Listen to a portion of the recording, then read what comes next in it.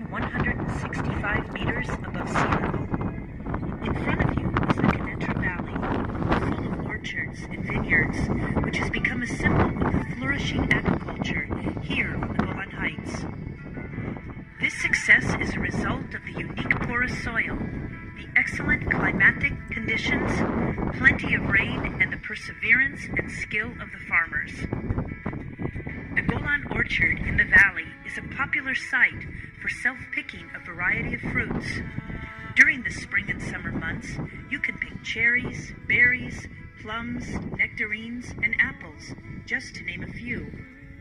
A host of activities awaits the whole family at this site, including tractor tours in the fields. There are many vineyards in the valley as well, providing grapes to the Golan Winery in Katzrin.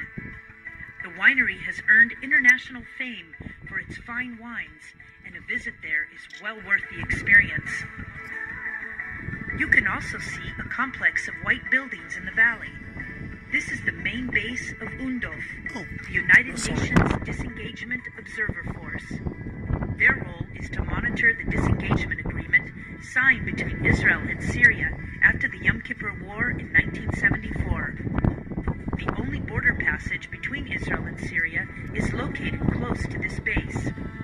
It serves mainly for Druze residents of the Golan and UN soldiers. To the left of the camp and beyond the cultivated fields, the ruins of the town of Quneitra can be seen. The Circassians who settled there during the Ottoman Empire in the 19th century turned Quneitra into a major town in this region. From the establishment of Syria as an independent state in 1946 until 1967, Quneitra served as the central military base for the Syrian army. During the Six-Day War in 1967, the Israeli army climbed the Golan, and after 2 days of courageous and bitter fighting, captured the region. After the war and the Syrian rejection of the Israeli peace proposal, Israel began to settle the Golan. The original members of Kibbutz Maron Golan, the first Israeli community on the Golan, settled around the outskirts of Quneitra. In 1972, the kibbutz was moved to its present location on the western side of this hill. You can listen to further explanation of the kibbutz and the surrounding scenery at another audio explanation station near the balcony of the restaurant. This region faced another military challenge in 1973 during the Yom Kippur War, when the Syrian army launched a surprise attack on Israel and invaded the Golan. Only a small number of regular Israeli troops were there to face the onslaught of the Syrian army and its tanks. But they fought hard and bravely and were able to stop the Syrian invasion. When the Israeli reserve forces joined the battle, the Syrian army was pushed completely out of the Golan. In a later counterattack, the Israeli army occupied further territories deep inside Syria, 20 kilometers from the border. After the war, Israel and Syria signed a disengagement agreement, and Israel pulled back from the territories occupied in the Yom Kippur War. As a goodwill gesture, Israel also agreed to withdraw from the town of Quneitra. Today, the borderline passes just beyond the cultivated fields in front of you. The Syrians left Quneitra in ruins, and instead built a new town that can be seen just beyond the old town.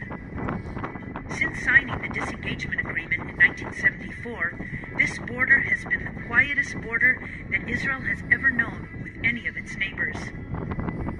To your right rises Mount Avital with numerous antennas standing on its peak.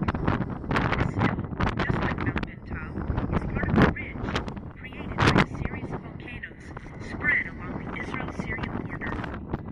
This ridge is of vast importance for the defense of the State of Israel, especially for intelligence gathering purposes. On a clear day, you can see the wind power plant on Mount Asenia. This is a unique project for the Golan that involves 10 wind turbines for electricity production. The power plant's yearly clean energy production provides electricity to over 4,000 households. The unique topography of the Golan creates wind conditions that are optimal for wind energy production. You can feel it, throughout the you year. can hear it. 4 brilliant seasons are the hallmark of the Golan. Summers with moderate temperatures, autumn with an array of golden colors, winter in which you can hike along flowing streams and snow-capped peaks, and spring which surrounds you with fragrances and colors of the blossoming orchards and the wildflowers. From this point, we recommend you continue north to